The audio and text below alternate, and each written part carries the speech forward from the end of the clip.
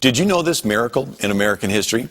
Prior to the Revolutionary War, the two biggest powers in the world was France and Britain. They had colonies stretching the globe. Britain's king was King George II, and France's king was King Louis XV. His father was King Louis XIV, who was the Sun King. He actually said, "I am the state." Well, this conflict between Britain and France exploded into the first global war, called the 7 Years' War. In America, this was called the French and Indian War. It was sparked by the ambush in 1754 of a French detachment in the Ohio Valley by British militia led by 22-year-old Virginia Colonel George Washington. It spread to every major power in Europe and their colonies in the Caribbean, India, Philippines, and Africa. Over 1 million died. Well, 1,400 British troops marched over the Appalachian Mountains to seize the French Fort Duquesne near present-day Pittsburgh. One of the wagon drivers was 21-year-old Daniel Boone.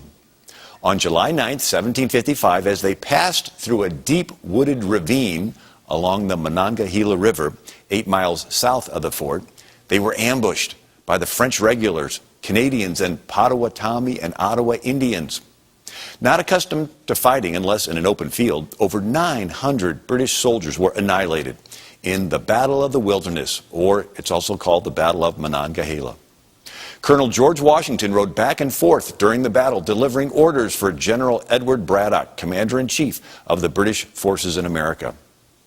Eventually, Braddock was killed, and every other officer on horseback was shot, except George Washington.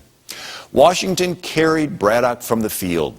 Braddock's field desk was captured, revealing all of the British Army's plans. This enabled the French to surprise and defeat British forces in the battles of Fort Oswego, Fort William Henry, Fort Duquesne, and Carillon.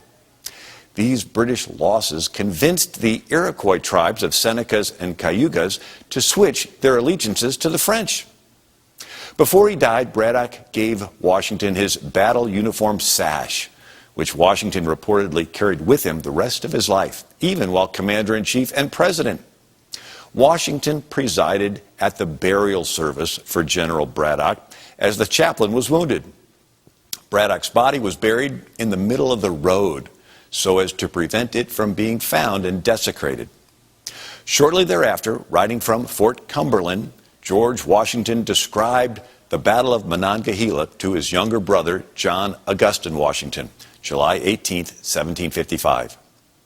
As I have heard since my arrival at this place, a circumstantial account of my death and dying speech, I take this early opportunity of contradicting the first and of assuring you that I have not as yet composed the latter. But by the all-powerful dispensations of Providence, I have been protected beyond all human probability or expectation. For I had 4 bullets through my coat and 2 horses shot under me, yet escaped unhurt, although death was leveling my companions on every side of me. An Indian warrior later declared, "Washington was never born to be killed by a bullet. I had 17 fair fires at him with my rifle, and after all, could not bring him to the ground." America is unique in world history, and it's important for us to remember these miracles in American history.